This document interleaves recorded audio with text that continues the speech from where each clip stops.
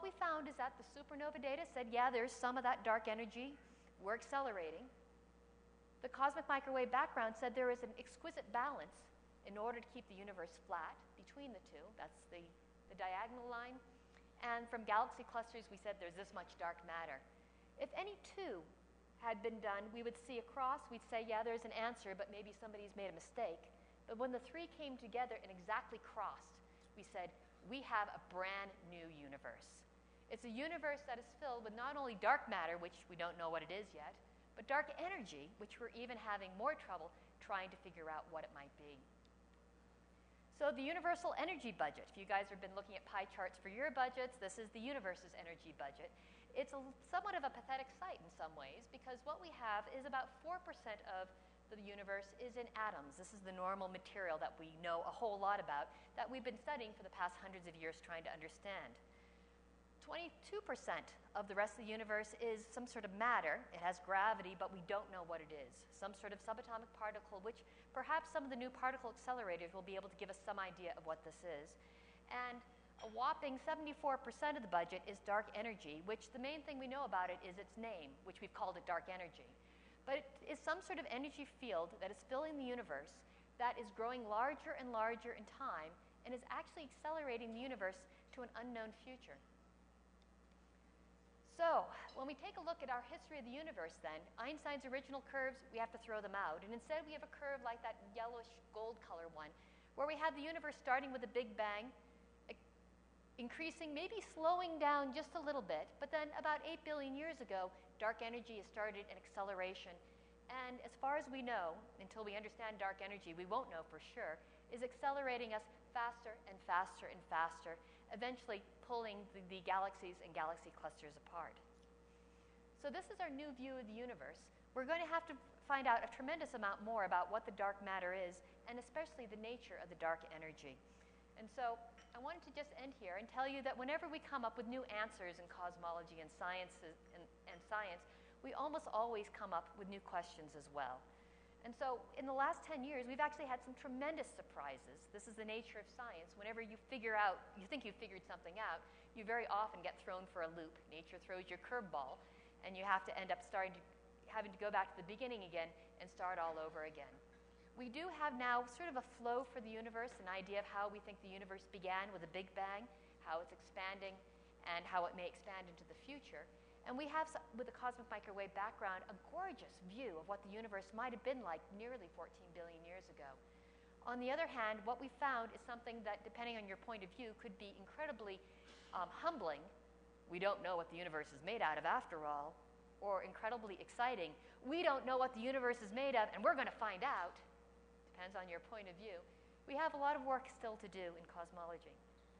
So again, I hope that you've enjoyed a little step outside of the room, even outside of the Earth, to start thinking about the universe in the larger context and as larger constituents. Thank you.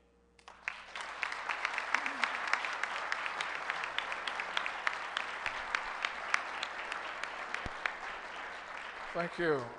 We have a few minutes for a few questions if anyone needs some clarification. Yes.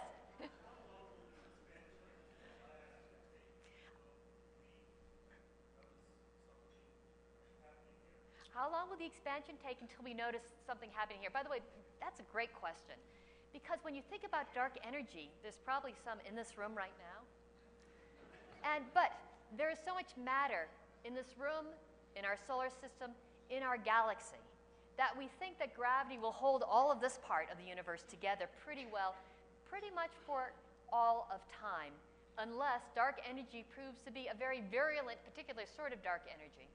If that's the case, then the amount of dark energy in this room will eventually get large enough to expand the room. And if it's really, really a virulent dark energy, we call it phantom energy. I don't think this is the case, and we're starting to make some measurements that are saying it's not quite the case. But with phantom energy, eventually the dark energy inside your cells gets so big it blows your cells apart. It gets inside the atoms, it blows the atoms apart. It'll get inside the nuclei of the atoms and blow the nuclei apart and end the universe as we know it. We don't think this is the case, but it is something we've been thinking about. So the answer is we're probably okay here in the solar system and in the galaxy. But dark energy will pull the galaxies farther and farther away from each other, and what will happen is that the universe will get lonely, and that we won't be able to see the other galaxies as well. We'll be an isolated little lump looking out into what will be pretty much a completely black universe around us. Yes?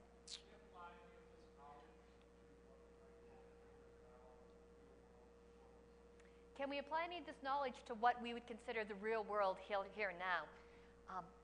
This is my real world.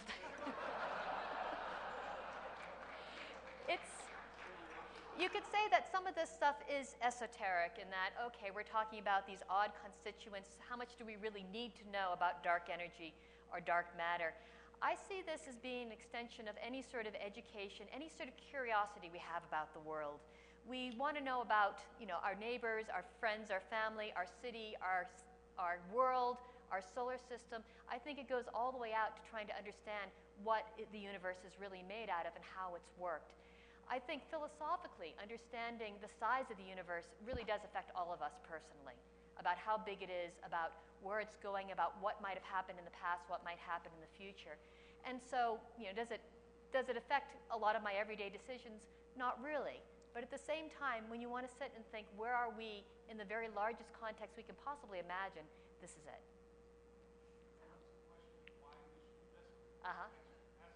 So, at this point, it might be hard. But is anything actually usable? So is there going to be an application that we learn from some of this? I'd say at this point, I don't see it immediately. But 100 years ago, the people who were trying to understand the structure of the atom, you could have asked them the same question. And from that, of course, came all of our modern 20th century electronics and a lot of our technology today. And so it could be that, I don't have the imagination to say, can we somehow create and harness dark energy, that stuff?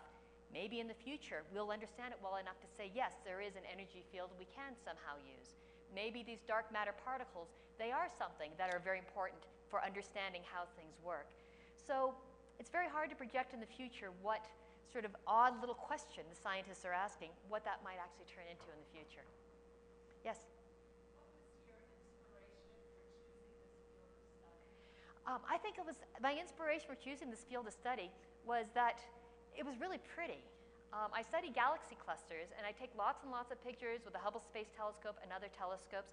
I love telescopes. I love looking at the sky. And with a lot of these projects that I work on, I look at huge amounts of the sky, many, many galaxies, and I never get tired of it. My jaw is always dropping. Oh, look, that's so pretty. And so I think a lot of it is that I just am very visually connected with what we do. The gravitational lensing, that is just knockout stuff. But also, from an early age, I remember in high school saying, yeah, but what's really going on? That's what all teenagers ask. And when you keep on asking that again and again and keep asking that, you get down to cosmology. Yes? I didn't hear you speak to the question of multiple universes. Did you speak to that? Have I mentioned multiple universes? No, I haven't. There is a possibility, which is even more humbling than the one I've said before. I've said we don't understand our universe.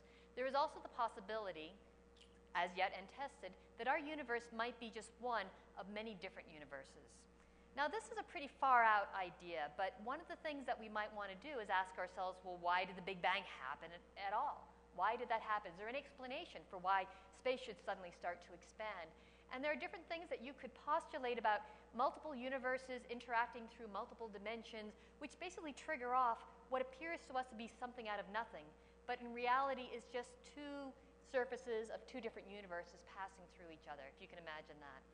So multiple universes are an idea that a lot of us are playing around with. It is pretty science fiction as far as that's concerned. There may be some predictions we can go and test, but we're a little ways away from that. But it is kind of an interesting way of explaining some of the deeper mysteries of cosmology, the existence of the Big Bang, and it could also be that dark energy may be a manifestation of a collision in some strange dimensional way between our universe and another universe, something suddenly appearing out of nothing.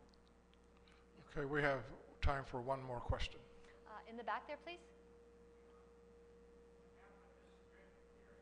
What happened to string theory? Oh.